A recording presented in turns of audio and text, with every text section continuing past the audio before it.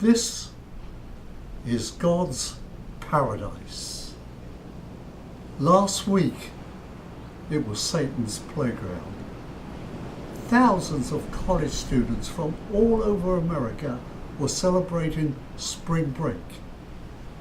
Drinking, drugs, sex, half-naked girls going through the sexual actions, raising the carnal instincts of young men.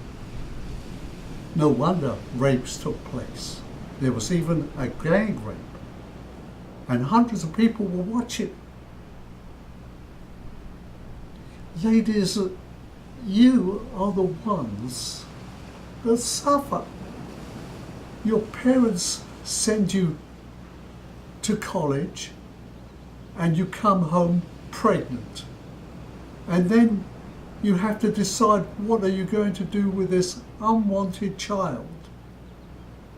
And Planned Parenthood can hardly wait to tell you how many ways you can kill your baby.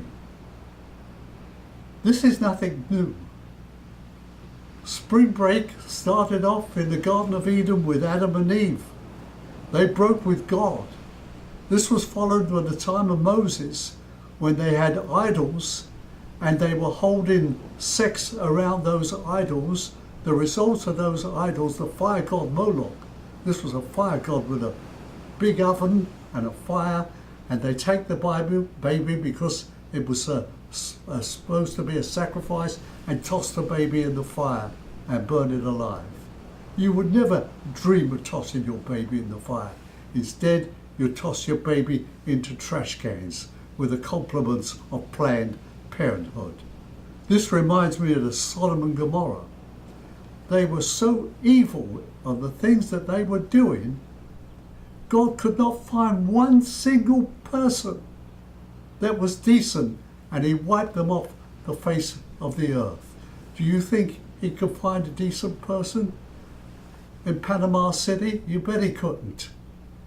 And this will be a shock for you, but God is already wiping them off the face of the earth. Jesus tells us this.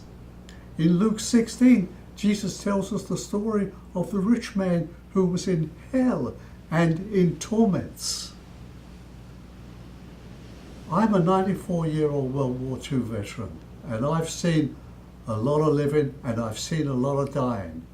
I was also, at one time, before I was a Christian, I was a spiritualist, and I was involved with people who at one time were on this earth, spring breakers, living that type of life.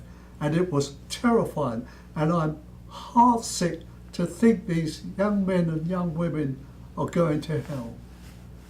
Jesus said, straight is the gate and narrow is the way, and few are going to enter. Are you one of the few who have repented and been baptized for the forgiveness of your sins, according to Acts 2:38? Or are you going to die still a spring breaker and finish up in hell and in torment eternally?